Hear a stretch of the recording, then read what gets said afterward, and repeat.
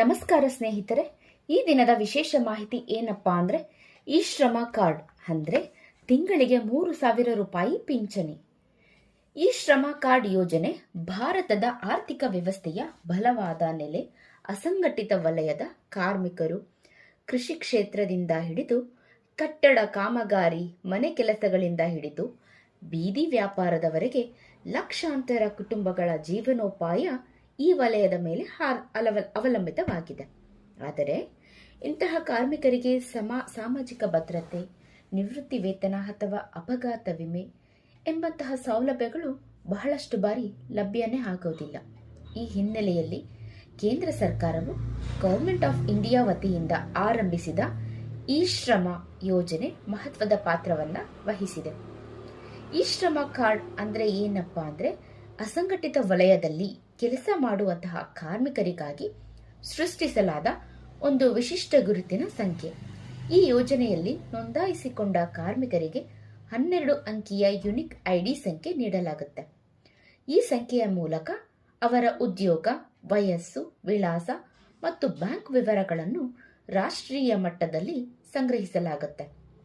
ಇದರ ಉದ್ದೇಶ ಏನಪ್ಪಾ ಅಂದ್ರೆ ಕಾರ್ಮಿಕರಿಗೆ ಅವರ ವೃದ್ಧಾಪ್ಯದಲ್ಲಿ ನಿಶ್ಚಿತ ಆದಾಯದ ವ್ಯವಸ್ಥೆ, ಅಪಘಾತದ ಸಂದರ್ಭಗಳಲ್ಲಿ ವಿಮೆ ಮತ್ತು ತುರ್ತು ಪರಿಸ್ಥಿತಿಗಳಲ್ಲಿ ಆರ್ಥಿಕ ನೆರವು ನೀಡುವ ವ್ಯವಸ್ಥೆಯನ್ನು ಈ ಯೋಜನೆ ಒಳಗೊಂಡಿದೆ.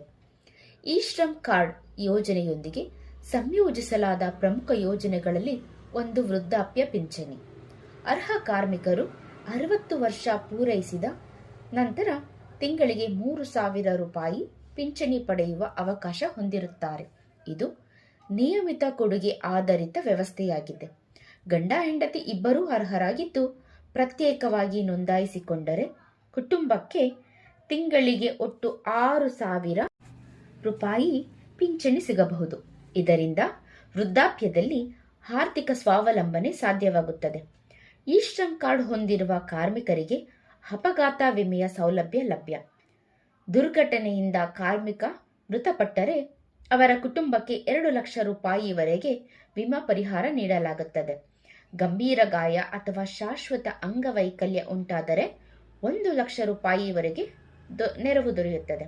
ಹಾಗಿದ್ರೆ ಯಾರೆಲ್ಲ ಅರ್ಜಿಯನ್ನ ಸಲ್ಲಿಸಬಹುದು ಅಂದ್ರೆ ಕೃಷಿ ಕಾರ್ಮಿಕರು, ಸಣ್ಣ ರೈತರು, ದಿನಗೂಲಿ ಕೆಲಸಗಾರರು, ಗೃಹ ಕಾರ್ಮಿಕರು, ಕಟ್ಟಡ ಕಾರ್ಮಿಕರು, ಆಟೋ ಚಾಲಕರು, ಟ್ಯಾಕ್ಸಿ ಚಾಲಕರು, ಬೀದಿ ವ್ಯಾಪಾರಿಗಳು, ಮೀನುಗಾರರು, ಗಾರೆ ಕೆಲಸಗಾರರು ಮತ್ತು ಇತರೆ ಸ್ವಯಂ ಉದ್ಯೋಗದಲ್ಲಿರುವವರು ಅರ್ಜಿ ಸಲ್ಲಿಸಬಹುದು.